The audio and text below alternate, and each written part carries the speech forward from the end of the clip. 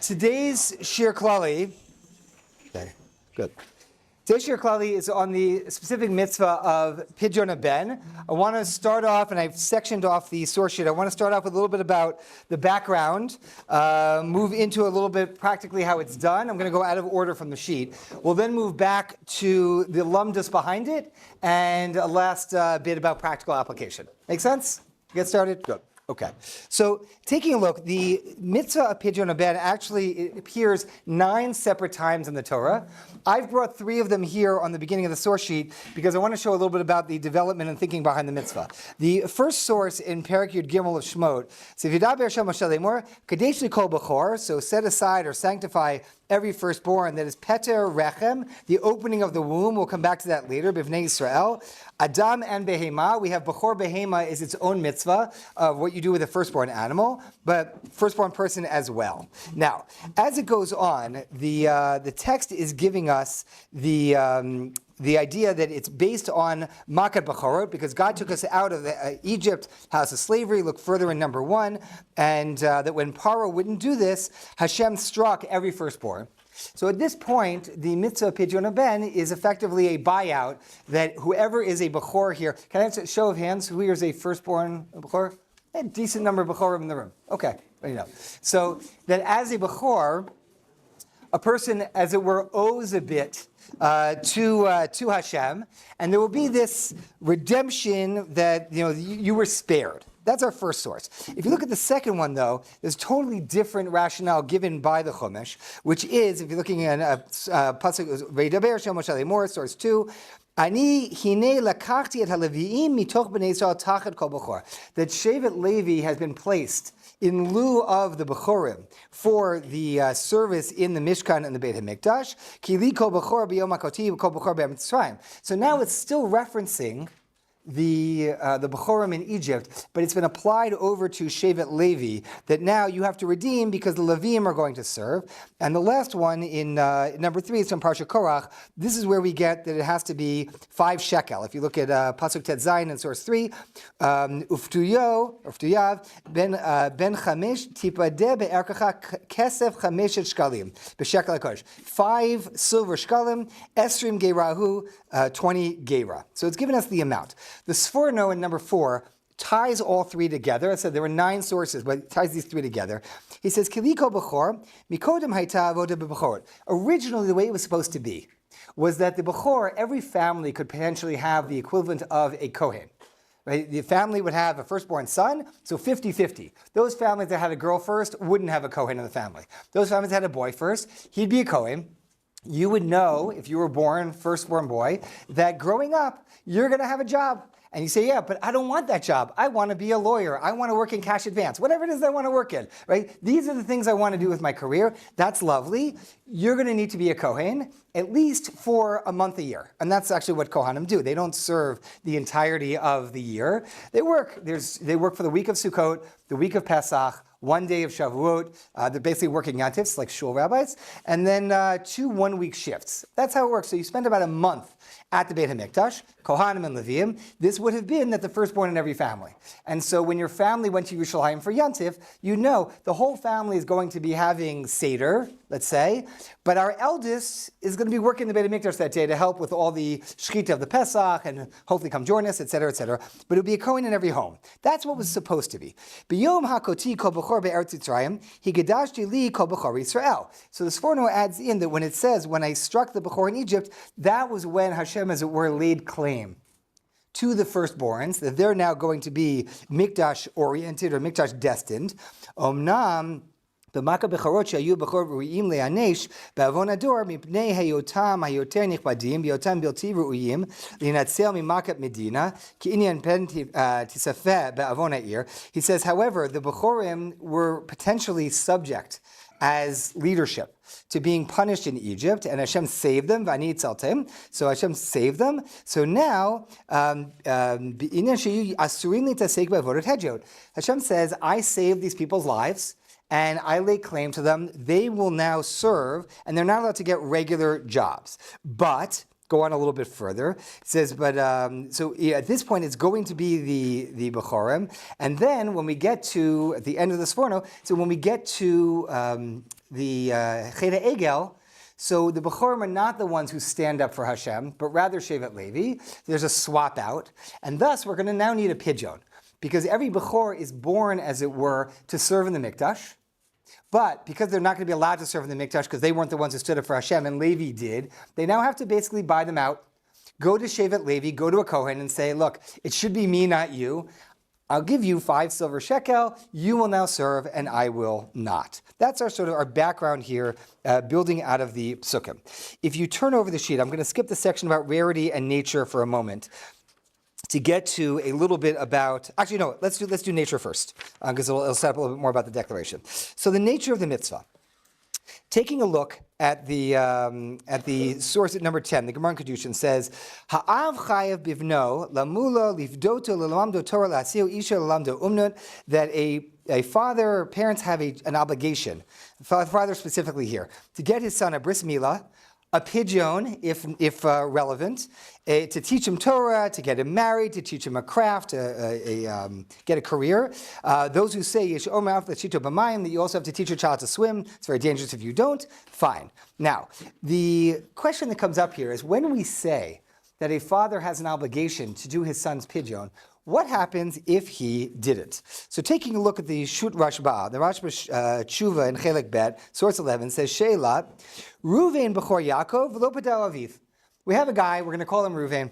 And Ruvain is a Bechor to his father, but his father didn't do a pidyon. V'higdil, he got older. Adayin Yaakov Kayam. His father is still alive. Uba achshav Ruvain lifdoded atzmo.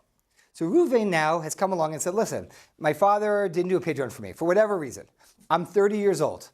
So he wants to do a pidyon for himself. His father says, no, I didn't realize I had this mitzvah. I want to do the pidyon. His father had learned the Mishnah in Kedushin. So when we say that the mitzvah is a mitzvah on the father, is that because that's who the mitzvah devolves onto? And the father always has the right to do that. And so the father says, I'm not letting you, my son, do a pidyon for yourself. I want to do it for you. Haben toein, kevan shegadol, the son says, Dad, I'm 30 years old. You can't keep running my life. I want to do my own pidyon. Kevan shegadol, now that I am an adult, pakas chuta avmine. You had your chance. You didn't do it. And a long time's gone by. I want to do it for myself because I am now an adult. Now we see that, for example, with bris milah, parent has a responsibility to give a bris to his child, but if he doesn't, so child grows up, after bar mitzvah, the child has to do for themselves. We talk about it's a responsibility on Beit Din, it's a responsibility on the child themselves. When they get old enough, somebody has to do it, but the parent missed their opportunity. So here in this case, the father's saying, I want to do it. The son's saying, too late, I want to be able to do it myself. Tshuva, says the Rashba. Maybe a question? Tshuva. Nirli advarim pshutim. He says, actually, I think it's very obvious. Shelo pakas chut ha'av le'olam v'imbal lifdod podeh v'migdila ben shemitzvah ben ala av. So the Rashba paskins that actually the mitzvah of pidyon ben is a mitzvah on the father. Now, if the father refuses to do it, the son might be able to step in because the father is abdicating. But otherwise, as long as the Mishnah says mitzvah ha'av ala ben, it's a mitzvah on the father for his son. And here, a father says he wants to do it even though he's way, way, way late. That is his right. And the son actually cannot do a pidyon for himself in lieu of his father. Look at the Rivash, who disagrees in source 12. So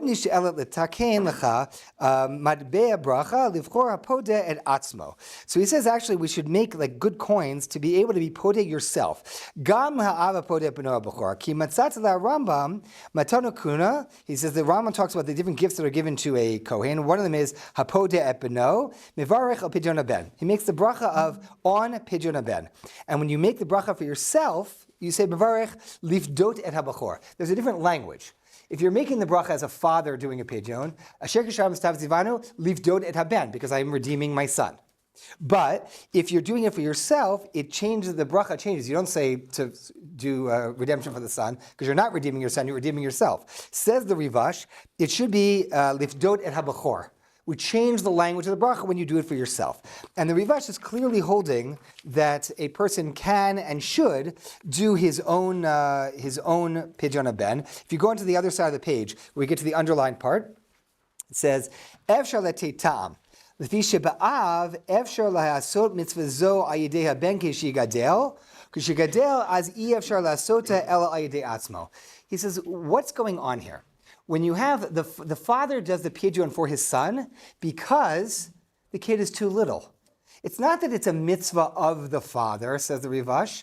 It's a mitzvah on the child, and the father is the stand-in taking care of it. Now that the child has grown up, he says, not only the father doesn't have the exclusive right, the father doesn't have any right. Once the kid hits bar mitzvah, it becomes the son's mitzvah. He says, so he can do the mitzvah for his son up until he grows up, and then once he has grown up, you actually have to do it for yourself. Because the whole role of the father in the Pidyon, says the Rivash, is a stand-in for the son. And so what we have here is a chakira between the two as to what is the nature of the father's obligation in Pidyon Haben. Is it that Hashem said, parents will redeem their children. Parents redeem their children. The parent's not doing it, so we'll try to come up with some sort of substitution, but as long as they still want to, that's their right. What would you do if the father says, I want to do the Pidyon, but I'm away, and I'm not going to be back for a long time? Kid says, I'd really like to do it now. Well, I'm overseas, so it's going to be really hard for me. I'm very busy. At what point can the child say, you're not doing it, I'm going to do it? Because in the Rashba's setup, it's really truly a mitzvah of the father. For the Rivash, it's the opposite. The nature of the parent's obligation is only that a parent is being a good parent. The child has an obligation to be redeemed as a non-Kohen who would have served in this role. And now along comes the halacha and says, well, we're not going to wait until the kid is 13. Let's do it now. Parents will be serving as a form of an agent deputized by this 30-day-old boy. And they will now fulfill the mitzvah for their child. I remember there was a whole stink that was made in San Francisco 13, 14 years ago. There was an attempt to make circumcision illegal.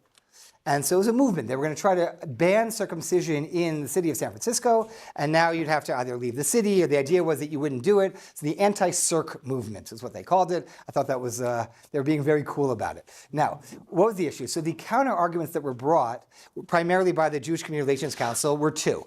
Number one, religious freedom. You can't tell us what to do. And we have this standing religious tradition for thousands of years, and this is imposing and impinging on our First Amendment rights to practice our faith, so you can't do that. Second was, they brought all this information from the World Health Organization, circumcision is really healthy, et cetera, et cetera, et cetera, and they made their case. I had a conversation with somebody who was working there. I said, it's true what you're saying, and you're probably making the more effective arguments, and indeed they were successful. The measure was put down, and anybody who wants to circumcise in the city of San Francisco can do so. Now, here's the thing though. The point out to them was, I said, I think you're missing though what is maybe a more significant argument, even though it's much harder to make it work in court. In other words, I don't know that this is going to play out well, but you're not even talking about it, which is parents make decisions all the time that affect their children's future. That's just the way it is. And so they were saying, no. We're not going to say it's illegal to circumcise. We're going to say it's illegal to circumcise your child under 18. They should make the choice for themselves. To which the pretty obvious counter-argument was, ask anybody, I'd rather my parents do this for me when I'm 8 days old and I have no clue, and they just put a little bit of sweet wine on gauze in my mouth, than wait till I'm 18 and say, all right, I'm really, really dedicated. That's like Avram-esque dedication. But so their point was, no, you can still do it. You just do it for yourself. What right do parents have to make elective surgeries on their children? So I said to them was, parents make decisions all the time. Parent chooses to live in neighborhood X in this environment. Parent chooses to read to their children at night. Parent chooses to smoke in the home. Parent chooses to feed their children a healthy diet, help them with their homework, not help with their homework, put them in places where they will have friends or not have friends. Parents make all kinds of long-reaching, far-reaching decisions for their kids that the kids then have to live with. So you come back to here and say, according to the Rashba, this is a mitzvah on the parent, and the child is just the object of the mitzvah. The Rivash is saying, what are you talking about? Parents have responsibilities to take care of their children. to give them whatever the child needs to thrive. Among the things the child needs to thrive is, I can't be beholden to the Beit HaMikdash as a non-Kohen in our era because I didn't stand up at the Cheder Egel, and so, okay. So now I have this responsibility. Please don't leave me to age 13 to have to deal with it myself. Would you please take care of it for me? In the Rivash's formulation, this is really about the kid and about parents doing things for their children that help set them up for a good life, as opposed to, it isn't my problem. And by the way, follow the Rashba's logic to his logical extreme would be to say that if, let's say, the parent died. Now, we'd say, okay, you'll redeem yourself. But according to the logic, you'd say, it was his mitzvah, the father's mitzvah. Father didn't do it. Okay, so not my problem. Right? He didn't do it, I just move on. Rivash says that's definitely not what's going on here. Now, let's go on. So where does that go practically? In Shulchan Aruch in source 13, in Yoreh De'ah, it says, Ein ha'av yachol livdot al yedei shaliach, v'gam ein beitin podinoto below ha'av. That we definitely don't use a third party. You can't use a shaliach to do Pidyon Ben. So you say, I'm overseas, please, I'm going to appoint somebody to go be podeh my son. And also, Beit Din doesn't do a Pidyon without the father there. They don't do it on his behalf. Moving on to the shach. So at this point, it sounds a lot more like the Rashba. If you don't have the father there, you're not going to have a Pidyon. It's his obligation. Nobody can take it from him. Along comes the shach, commenting on the Shulchan Aruch, and disagrees. He says, Zetamua. This is very puzzling. We have a general rule in the Torah that shlucho shaladum kamoto. If you send someone, they are like you. Now, it's not 100%. Right? Somebody can't send you to do something usser and say, well, it's not my problem. They told me to break Shabbos, so I broke Shabbos, but it's their break. No, it does apply. There's a Rashi in Shabbos that says that's one of the reasons why it's complicated to ask a Gentile to do something on Shabbos, even if you ask them on Friday. You say on Friday, would you please go on Saturday? I need you to come in and do this and this and this. So they're now functioning as your shaliach. To some extent, greater or lesser, they're functioning on your behalf. So he says we have this rule. So if we have this rule, how is it that Beit Din can't, the father can't send a shaliach to go do the pidyon? And he says, so do you find in the words of the Ran, et cetera, et cetera, et cetera. And he quotes through this. Go to the underlining 4 lines down in source 13, the shach. Katav de'af harivash lo ka'amar ela de lo matzinu shum chiyuv me'atorah ala adam acher she'aseh atzmo shaliach. He says that the way we could explain this is, what does the Shulchan Aruch mean when it says that you can't appoint a shaliach? We generally do. You can't appoint a shaliach because there is somebody else who can do it. If the father's not doing it, it doesn't mean if the father doesn't do it, we don't do it at all. If the father doesn't do it, we'll have the son do it, because according to the Rivash, that's actually the person who has to deal with this. And so he says that it's not that we can't send anybody to do it, it's that there is somebody who's next in line. So, if the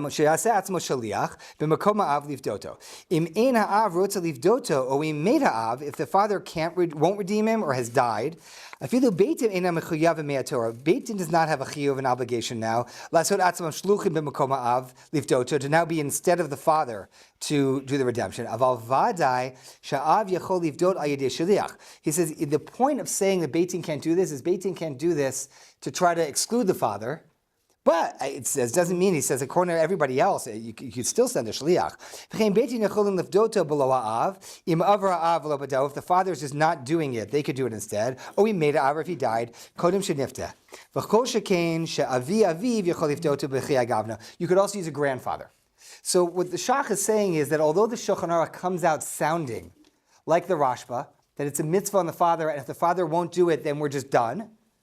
Along comes the Shach and says, actually, nobody else really agrees with that, and we could probably read into the Shulchan Aruch that it was trying to exclude a particular side case. In point of fact, though, he says, we're saying we won't use a shliach because there's somebody else who could do it, namely the son himself. Okay. Now, following that out a little bit, you can take it a little bit further. Look at the Shiur Rabbi Shmuel. So Rabbi Shmuel Rozovsky was the founding Rosh Yeshiva of Panovich, which was a new yeshiva in 1944. In his Shiurim, he has the following question. What would happen if you tried to use an IOU for a pidyon? You want to do pidyon, you don't happen to have enough silver or enough liquid cash to be able to do it, but you want to get it done, right? You just had a lot of expenses around the birth. It's only been 30 days. So they tell you what, Cohen, I'll give you an IOU. What do you say?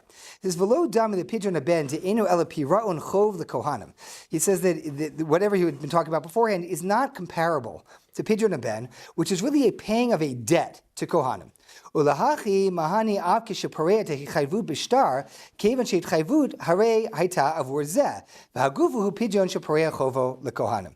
So he's raising the question of what happens if you're not actually giving over money, you're giving over an IOU. He says, well, if you understand Pidyon ben as you're born with a debt to the Kohanim, you're a Bechor, you just owe them money. So what does it matter? You've owed them money, so you'll give them an IOU, you will pay them eventually.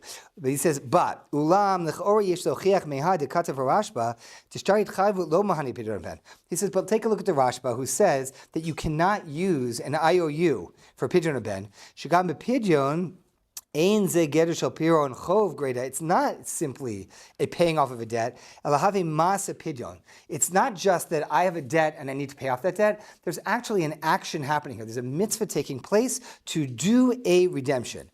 If it was only just that I have an IOU out there, it's a standing debt, he said that would be enough, as we see in the Rashba. So what he's taking us to is he says that if we're looking at Pidyon ben as I owe Kohanim money, I don't want to be in debt. I don't like being in debt. It doesn't feel good, so I'll pay them. And here I'm just giving them a document that they can hold on to until I have the money. That would be one thing.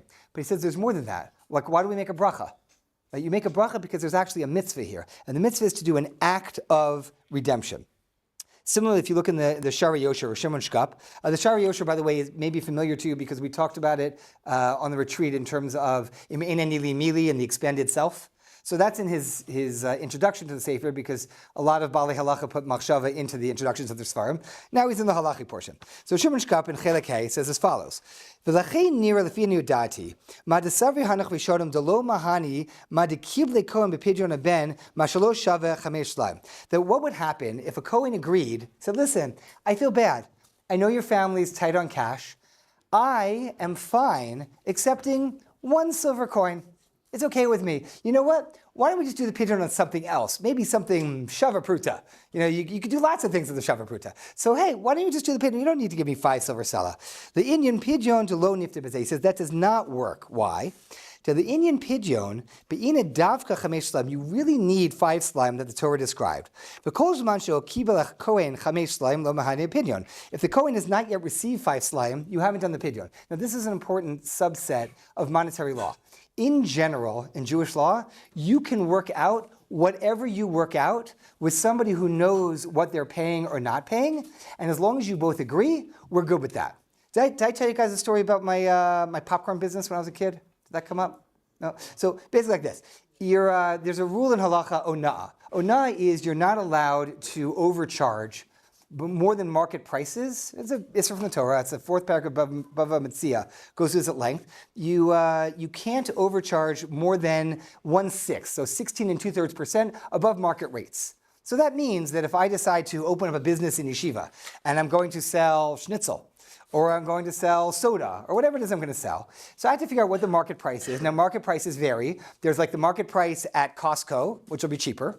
There's a general market price, and then there's Rova Mart, because Rova Mart is in the Rova, and that's just the way it goes. Now, whatever the market price is, though, I can't charge you more than, or you can't offer to pay less than, whatever the normal market rate is. By more than 16 2/3%, it's Chazal's way of making sure that people don't take advantage of each other. So one of the largest diamonds sold in American history was sold out of a garage sale. Guy had no idea what he was selling. He was selling a bucket of rocks. Somebody who knew what they were doing walked in and said, how much for the rock collection? He said, make me an offer. Gave him like $2 or $3. Diamond the size of my fist, right? Now that is asur kon halacha. You know what you're buying. They don't know what they're selling. It's both ways. We usually think about sellers gouging the buyers. In this case, the buyer totally took advantage of the seller. If you know something that they don't, and you're taking advantage by more than, it's okay. As long as, by the way, you agree to it, if you say, do you understand you're selling me a large diamond for $3? And the person says, what do I need it for? It's okay, that's their business. Interesting little tangent to a tangent, and we'll come back and then we'll go back to the subject, is that my teacher, Rabbi Dr. J.J. Schachter, told me that he went to Germany, to Hamburg, at one point. He had a conference. The conference finishes out, and he has extra time. If I'm in Hamburg with a conference and I have extra time, I'm going to go see Hamburg. He's J.J. Schachter. So what does he do? He goes to the library and found that in German cities, they have microfiche of newspapers going back 500-600 years. So he went and he looked in the newspapers of German communities around the time of Shabtai Tzvi. And what he found was classified ads of Jews selling businesses for pennies on the dollar that had been in their family for generations because Mashiach has come. What do I need a business in Hamburg for? We're all going to Israel. You can imagine why they are so very, very disappointed, to say the least, in what ends up happening because they lost everything. And it's horrible. So, but if they knowingly do it, they say, I'm willing to sell a business for pennies on the dollar because I know this. Okay, so what ended up happening with me was that basically I didn't know the laws of Ona'ah. My mother, very caring, supportive person, wanted me to get up as a middle schooler and go to school. So she said, Judah, I'll make popcorn. She had this idea that the wafting smell of popcorn in the house would help me to wake up. And I'd smell it in the morning and I would just pop out of bed like, I don't know, birds flying around, like, I think I'll go to school now. Now, it didn't really work. I was still a middle schooler. I didn't really like going to school. I liked it enough, but I didn't want to. It was early. So she made me popcorn. Happens to be, I didn't have any like allowance or income, but there were two kids in my class who did and who really liked popcorn. One of them said, Judah, I'll give you 50 cents for the bag of popcorn. The other one was standing there. He said, I'll give you 75. I'll give you $1, $1.25. I'm just watching this. This is great. What we came to was that I would sell the popcorn to this one on Monday and that one on Tuesday. Wednesday, Thursday, would just keep shifting up, and they'd each give me $2 for this bag of popcorn. Now, for the first time in years, I'm swimming in cash. There's a little window where I bought a few baseball cards. I was like, this is great. My mom sees this, and I think just concerned said, Judah, where are you getting all this money from? So I said, no, Mom, it's totally fine. I'm selling the popcorn that you gave me. She said, oh, honey, I gave you that popcorn to eat. I said, yeah, but Mom, it's like $2 a bag. This is $10 a week. This is great. She said, I'll give you 2 bags. You can sell one and eat one. So I sold them both. So now I'm getting $20. This is working great. Until my 7th grade Rebbe ruined my business because he taught us the sugya of ona'ah, and I did the math, like kernels, oil, salt, a plastic bag, a little bit of natural gas. Like my profit margins are way up. What I didn't know at the time, because I was a 7th grader, so I didn't really learn the sugya well, was I thought that meant that you're not allowed to charge more than 16% profit. You can charge more than 16% profit. You can't charge more than 16 2/3% above market rates. So really what I should have done is go to the supermarket, figure out what a bag of popcorn costs, and then I could adjust accordingly. My business crashed overnight, and it's just a lesson to be learned is, you start a sugya, learn it well. You might still be able to make some money off of it. Now, in any event, the point is that in general, when you talk about a monetary case, as long as both parties agree to it, we're fine. So I can say, you understand I'm selling you a bag of popcorn that's worth 22 cents for $2. You're okay with that. And if you say, yes, I am. I understand I am paying Rova prices for this popcorn. Great. So now everybody's fine with that. And so too, if I lend you money, I lend you $1,000. And then you say, I want to pay you back, and I say, keep it. Give it to tzedakah. That's valid. You can do that. There are exceptions, though. And the exceptions are, that rule applies in Choshen Mishpat. That rule applies when you and I are working on a deal, it's our money. What are the times that that's not our money? So the most prominent is, why are the laws of interest completely different, taking ribis? Because when it comes to ribis, when it comes to charging interest on a loan, that is not between me and you. That's actually between me and Hashem. And so even though you agree that 4% compounded annually is fine with you, and it's a great interest rate, I'm so appreciative, I can get a mortgage now, thank you so much. You agree and I agree and we're both good with that. Halacha doesn't agree. And so it actually becomes usher to charge interest because that's not in the normal realm of monetary law. Coming back here, where Shimon Shkop says, you would think it's a payment to a Kohen. I can say to the Kohen, I want to give you 5, but I'm a little short on cash. Kohen says, it's fine, keep it. I'll take 1. They should be able to do that. You could do whatever you want with your money, as long as it's not charging ribis, right? Says Rosh Hashanah, not true. Why? You can't say that the Kohen says, I'm okay with it, and now I will take less than 5. What's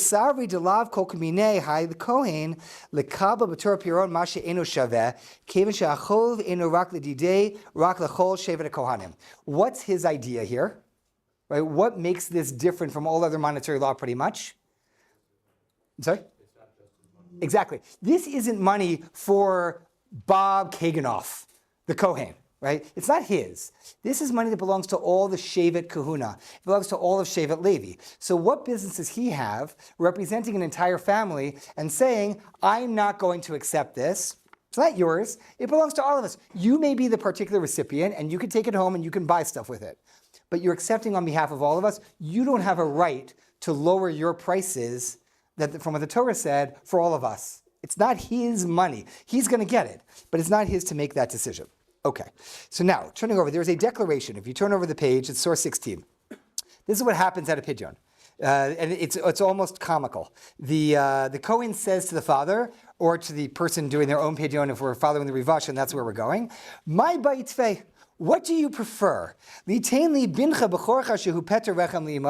you rather give me your son, who is the firstborn to his mother, says the Kohen, or would you rather redeem him for 5 sela, as you are obligated by the Torah? Now the language here is I find it very amusing.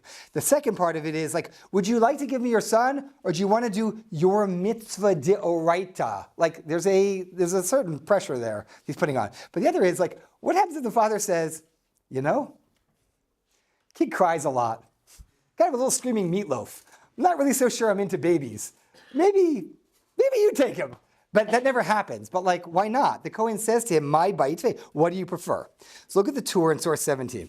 B'tshuva de gaonim, but the father says back, we scripted. I want to fulfill my obligation. I want to redeem my son. Here's the money for the Pidyon, as I am obligated. But like, what happens if the father decides he doesn't want it? So says the Torah, he says that we find this language first comes up in the Sidurim of the Gaonim, that we have this text of Pidyon. What it says there is the father brings his son before the Kohen, and he says to the Kohen, this is my firstborn. This is where we get the language from. This is the Gonim Siddur says, you say, what do you want more? Do you want O Chamesh Slaim? Do you want the son, Bincha B'chorcha, or the 5 Slaim? So he says that we've basically walked this through, that we have this language and it goes back to the Gaonim. The question is, what if he doesn't? So the Chut Hashani, which is the Rav Yair Bachrach, right, the Chavat Yair, says the following. The Asher, wow, I actually can't even read the text as it got photocopied. Asher Natamachta. Oh, maybe Chameshet? It's a little blurry. Okay. Shomer Kohen, but my baitvei. It says mametamata. What you were asking about. The language the Kohen used. Do you want it? Ki'ilu b'didei talya milta. It's as if, says the Chavas Yair, it's as if we're actually giving the father a choice. But we're not giving the father a choice. We just make it sound like it. So he says it sounds as if it's dependent on him. It is obvious you do not have a choice. There's no choice being given. To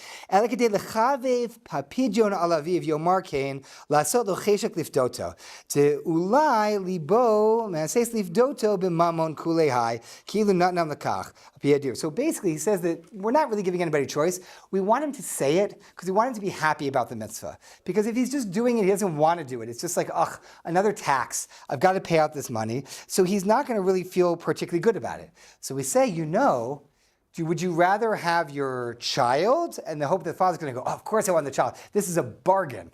Right? I had this idea years ago that if schools did a better job of telling, kid comes home from school, parents say, what'd you learn today? Kid says, nothing. And then you ask yourself, I'm paying all this money for school.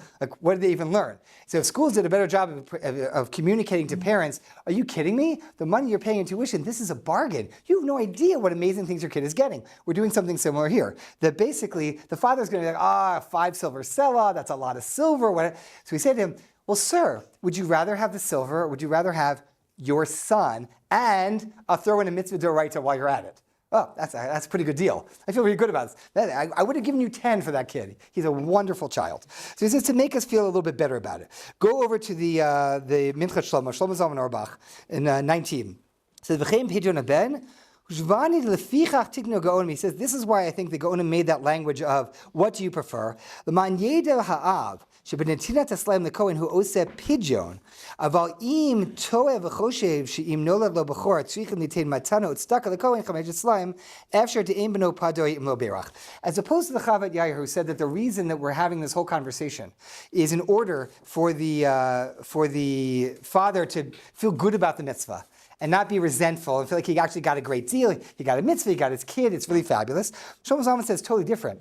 People often think that they're making a gift, right? Like now the Kohen owes me, right? You know, I gave that money to the Kohen. I was being a really charitable guy. We want to be clear to him. You understand, this is not you giving tzedakah to Kohanim. This is you actually fulfilling your mitzvah. It's much the same way that many communities you go to sell your chametz to the Rav.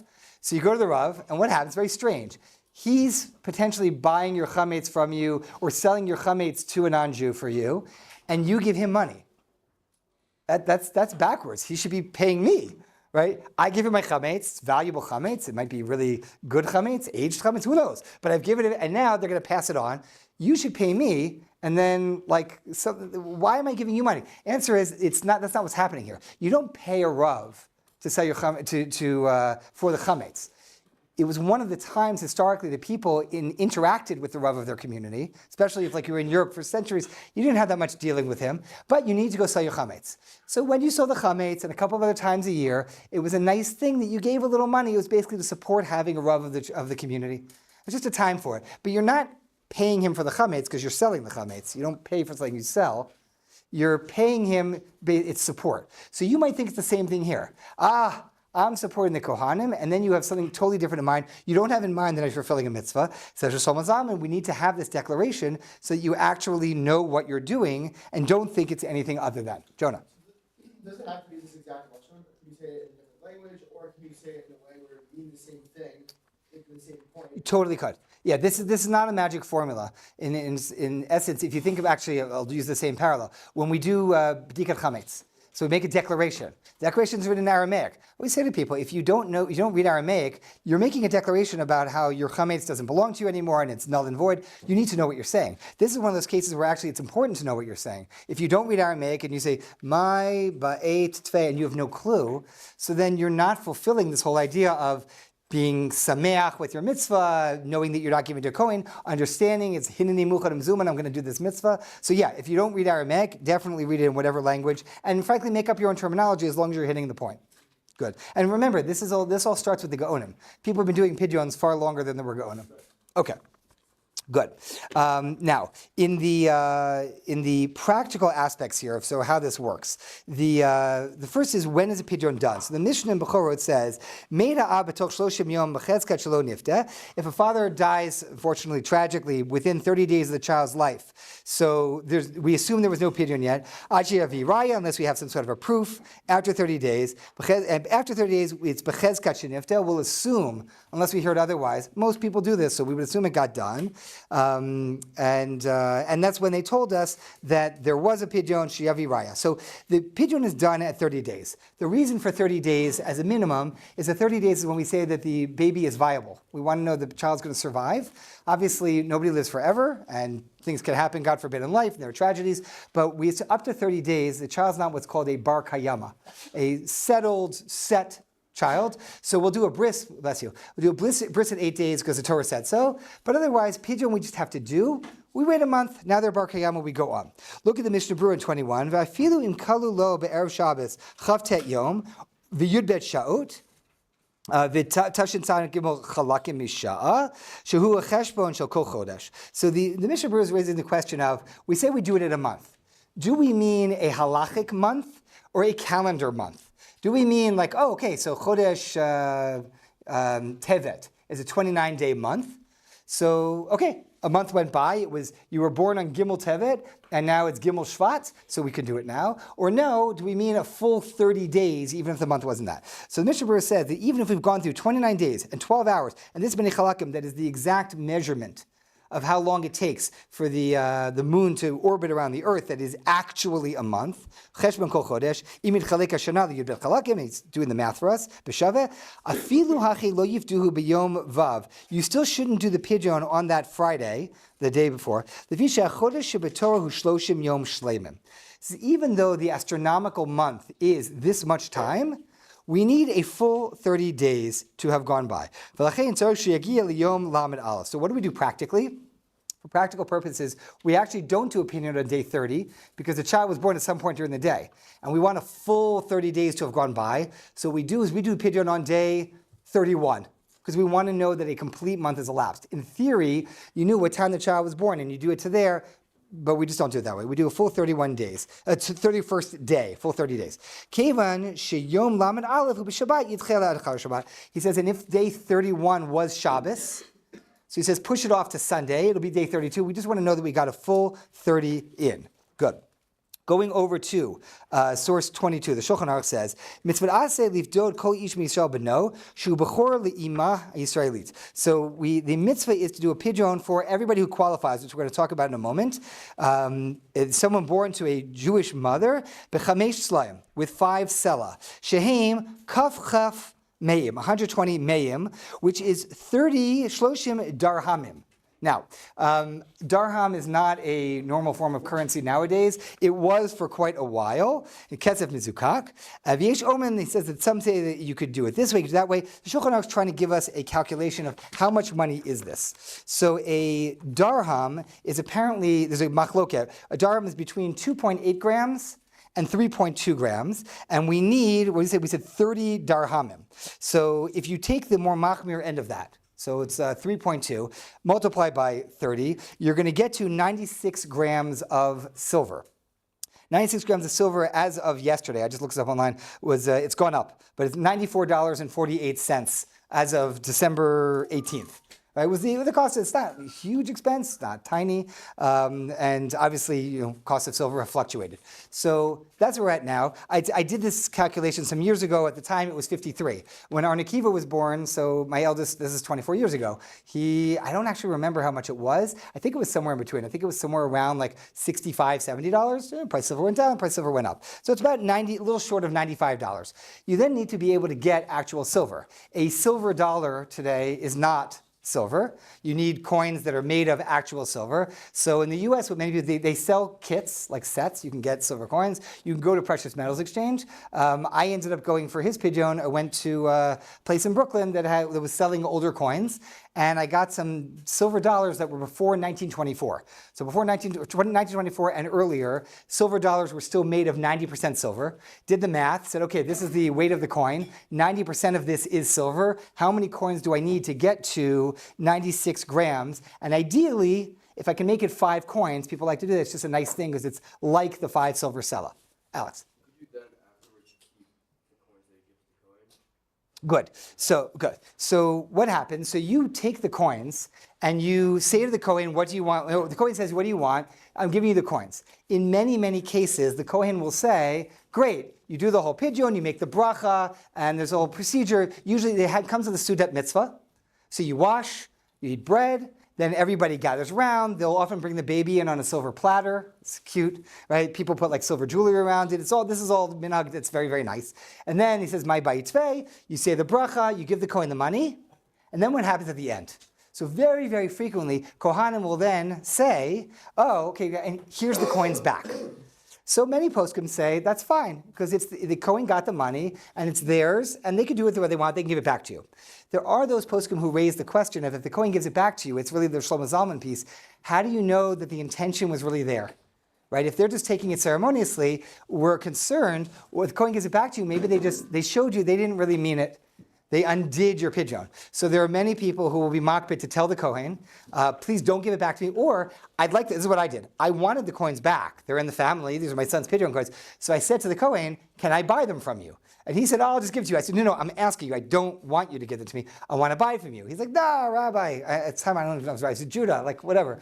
So I said, look, I'm going to write you a check. You want to give money to tzedakah, that's your business. But I'm not taking it from you. And that's what we did. I gave him a check. He did with it what he wanted to do with it. I took back the coins and kept them at home, and they're a nice thing in the family. I've used them for a few pidyons since. But it's not simple that the Kohen is just allowed to give them back. One other element from what you were just saying, 1 second. Giving it back, taking the coins. Don't remember. No, your question. Yeah, so what does the purity of the silver have to be? Well, what you need is the total, you need 96 grams of silver. So let's say you have purity of 50% silver, right, in this coin, then you're just going to need more coins. But whenever you get to the weight of this shloshim darhamim, which is 96 grams, you've done it. If you can do it in 5 coins, that's great. But if it takes you silver bars or whatever, as long as you're giving the Kohen this amount of biblical silver, you're good. Okay, and that was like even biblically, they didn't use pure silver, but they made sure that the percentage of pure silver added up to. No, I mean they were using like silver like kesef tzaruf. It was minted purified silver coins. You had to give 5 sela of it. So what we've done is kept alive as much as we can whatever tradition we have of how much that was. Okay. Back to the idea that you were saying before about like selling the popcorn at value. Like, Yeah. could I say like, oh, I want to buy back these coins worth $95 for $2, and what the coin do? So in theory, yeah, at this point, now that the money belongs to the Kohen, in theory, if he wants to sell it back to you at a very low price, and that's his choice to do, now he's accepted it for Shevet Kahuna, Shevet Levi, and so Shimon Shkop's concerns have been accepted, they're done. Yeah, he says he'll sell it back to you for super cheap. You could do that. That's up to the family to work it out with the Kohen. Good. So let's go back over. The last thing here is, pigeons don't happen that often. So, yes. Is it about the weight of the silver, or is it about the value of the silver? Good. It's about the weight of the silver. Value fluctuates. This is a side point that I find fascinating. But if you go carefully through the 4th paragraph of Metzia, what you find is 2 things that are completely just a little mind-bending about Chazal's understanding of monetary systems. As far as Chazal are concerned, everything is denominated in silver. We have a silver-based economy. Silver does not fluctuate as far as they're concerned, and there's no such thing as inflation. It gets complicated, obviously, when you try to apply the halacha today. As far as Chazal are concerned, everything in the world is denominated in silver. Silver will be mined at more or less the rate at which it is rubbed off and lost, and so it will stay steady. There is no inflation, and thus everything else in the world is denominated in silver. And so if you're using silver to buy gold coins, gold is now a commodity. Now, if you're using gold coins as money, they can be currency relative to, let's say, buying produce. But silver is the core of the system, and so it's the weight of the silver. Value doesn't fluctuate as far as they're concerned. Does it work as a silver standard then? So if Yes. the silver was worth that amount then, do we use the value that it was then and try to bring that back? No, because you're transferring off of the silver. They start with the silver. Everything else is only in relation to silver. So if you say, oh, silver is more expensive now, what you're really saying is other things are not worth as much, but silver is still what it was. It doesn't fluctuate. Use the value, what they always thought the silver was, the non-fluctuating value of the silver, and say, oh, it was worth that then, it's still worth that now, and superimpose upon that the money that. But that should still be the same. If, as far as they're concerned, silver never fluctuates. This amount of silver, it may be that other commodities fluctuate in terms of your buying power, but it's still exactly the same. That's their unmovable piece in the middle. Yeah, it makes modern economics a little bit complicated, but okay, so be it. Good. Now, raise your hands if you've been to a bris. Okay, raise your hands if you've been to a pidyon. That's a good call. That's a very, very good point. So the pidyons are far less frequent an occasion that you can go to. You just have to do the math. If you turn back to the earlier sources, where in the section that I called rarity, so pidyons, I mean, look at this point, between my community, my shul, etc., I think I've been to 5 pidyons in my life, maybe 6. Hundreds of brises, but it's just not as common. So the first thing is, source 5, you have to start with the population. It has to be a firstborn boy. So that means that we're already cutting out 50% of first births, because half of them are going to be girls. But then also everybody who's a second, third, fourth child, etc., that's off the table. So already we're talking about a smaller percentage of the population to the get-go. If the average family, I'm just making it up, if the average family was 4, so we'd be talking about 1/8 of the cases of births would end up as a pidyon, because it might have been a girl, and if not, it's also only the first. There. If your firstborn child is a girl and then your second child is a boy, is that boy not? Nope. That's when the Torah said Peter Rechem, the opening of the womb. It's the first child born to this mother. So if it's a girl, there's just nothing to talk about. Also for like in biblical time proportion allotment, is that? Correct. It's also the same. If the oldest child's a girl, the only exception to Meir's question, Meir's asking about if you have a girl first and then a boy. That boy is not a Bechor. He's not a Bechor for Pidyon. He's not a Bechor for Nachala, for inheritance. The only exception to that is there are those who are makpid when it comes to fasting on Erev Pesach. That's its own little sub-sugya. Alex. It's about heterachim then. If you have a firstborn boy, then get divorced, and then have another firstborn boy. Yes, exactly. So Alex is leading us right into it, which is that it goes by the mother. So if a man has a wife, and then they have a firstborn boy, and then he has another wife for whatever reason, and it's her first child, so each of those boys is going to get a pidyon. What about twins? So there's the older twin. If the older twin is the boy, then yes. So Esav gets the pidyon, Yaakov doesn't. Although apparently he maybe buys it from him later. So anyway, so go to source 5. So we've already worked out that, let's say, if you assume an average family size of 4 kids, only 1/8 of them are going to be starting off eligible for Pidyon. Then we have source 5, the Mishnah Bechorot, Yotzei Dofin v'haba acharav, shneim einam Bechor. Yotzei Dofin literally comes out through the wall, is a modern expression we use for an exception. You have the normal way, then you have exceptions. The exception is the one who comes through the wall, that's a C-section. Right, a child who's not peter rechem, the opening of the womb, rather the womb has been opened surgically. So any child who's born from a C-section, and those who come after are not a Bechor, not for Nachala, not for the Kohen, and so on and so forth. Next one, Mishnah, source 6, Mishnah Bechorot, Ezu Bechor the Nachala, ve'eno Bechor haba achar nafalim. Who is considered a Bechor for purposes of inheritance, but not for a Pidyon, if the child comes after a significant miscarriage? So now we went from, let's say, 1/8 in a family of 4. Now also you have to have it that the child was not born with a C-section, and child wasn't born after a miscarriage because they were actually the opening of the womb. Go to source 7. Kohanim leviim chayavim lo niftru mi bechor behema tohora v'lo niftru ela mi pidyon abed mi petra chamor. Well, the whole point here was that we're redeeming this child from being part of Shevet Levi. Well, if the child is from Shevet Levi, they're not going to get a pidyon. So now we're just cutting out another chunk of the population. Take it further, the Gemara in source 8 gives us that actually even if the mother is a Bas Kohen or a Bas Levi.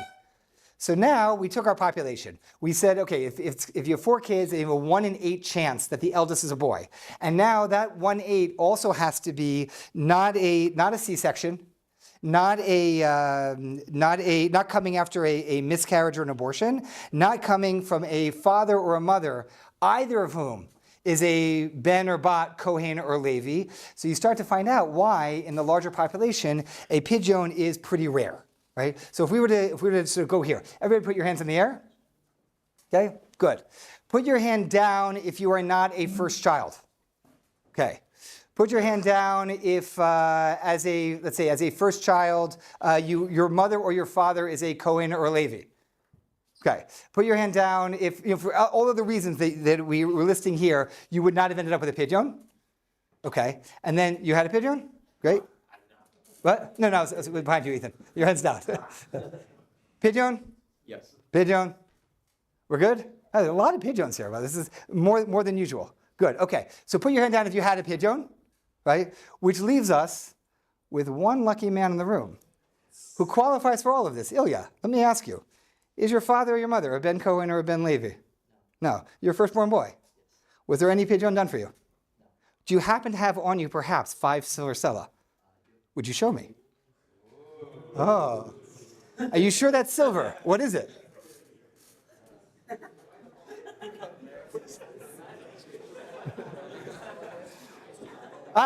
This man has 5 silver sela in his pocket. Do you happen to know any Kohanim who work in this yeshiva? Yeah. Who do you know? I'd like to make a suggestion. I'd like to suggest that you lead us in mincha, and when we go to the Chadar Ochel, we're all going to have rolls out on the table because you wash at a pidyon, and then we are going to all be a part of Ilya's pidyon at lunch today.